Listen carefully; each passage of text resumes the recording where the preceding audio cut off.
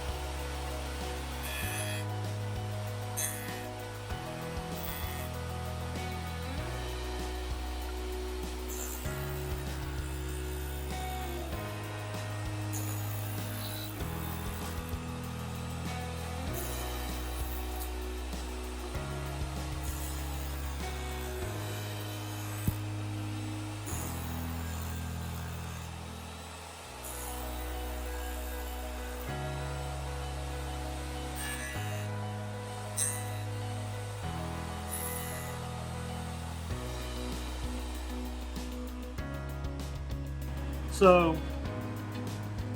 see how it takes off that controlled amount?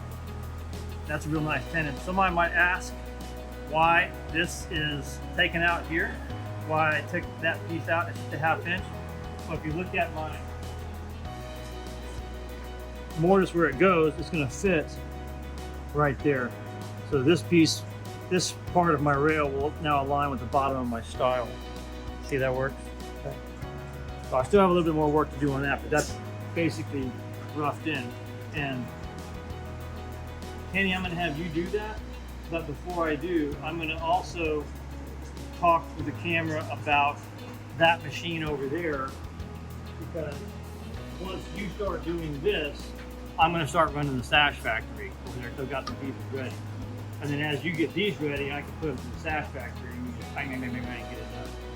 All right, so put that there. And I'm going to start, these are my styles, these are already mortised. No tenons are needed on these, so I'm going to put these immediately through my Sash Factory machine, which is right over there. Okay, so basically this is my Sash Factory that I put together. I invented it. so that I could make window sash really, really fast. This takes the place of any kind of shapers that you would need with the cutters and stuff. On the inside, you can see I've got, this is my profiling bit. I've got that, that'll put the nice profile on it. I've got a glazing rabbet cutter on this side here. And then on the end, this is my coping bit, okay? Also, I use this from time to time when I go on site. I'm not gonna use them today because this is for double hung sash. I've got a cutter there. This cutter here and the cutter over there, that's for making my pulley troughs. And so I've actually got 5 motors in this box here that I use from time to time. I got the vacuum hooked up to it.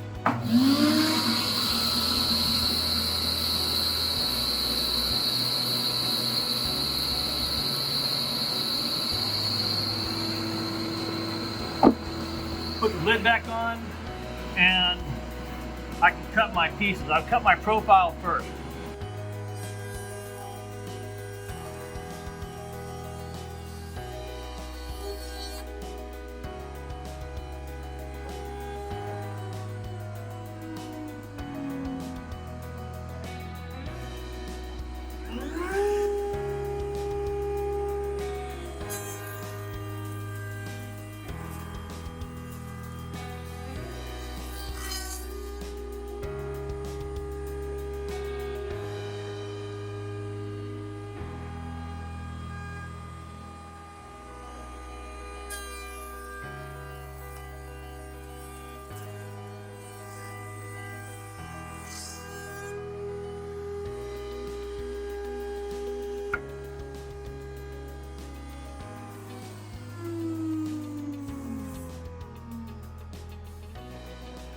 These two, this is a left and a right. They're opposites. The rails will go in between here and stretch it across, stretch these two apart at the right distance and make my basic frame for my sash. So I'll go ahead and do this one real quick so that you can see what the other cutter does here. This cutter will cut a negative profile off of one shoulder and also clean up the face of my tenon, fine tuning it so that it fits perfectly in the mortise. Right now it's a little bit too large to fit into the hole. So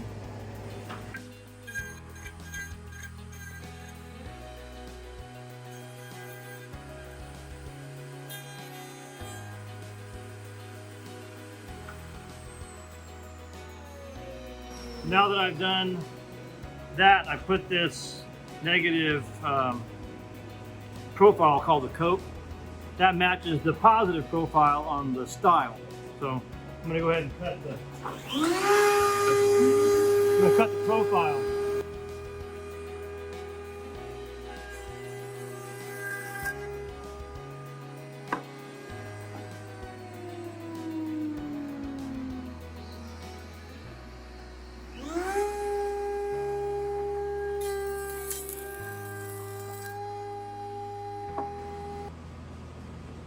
Oh, so nice. Right there. Oh. Boom. Now we're ready to go. We're ready to get to work and make the rest of our pieces.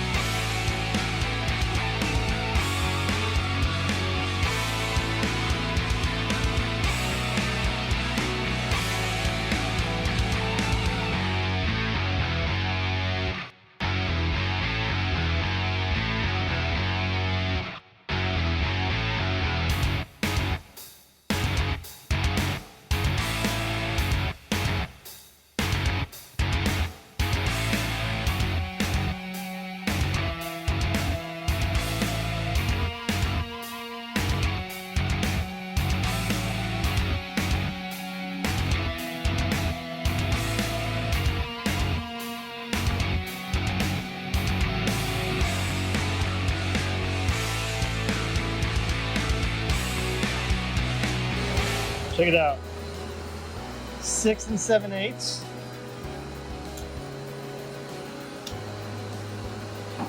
6 7/8. 6 7/8. That is happiness. Why is it happiness, Mr. Steve? Well, one of the reasons why is that means that all my muntins are going to be the same length. I think that's pretty important, I think. So,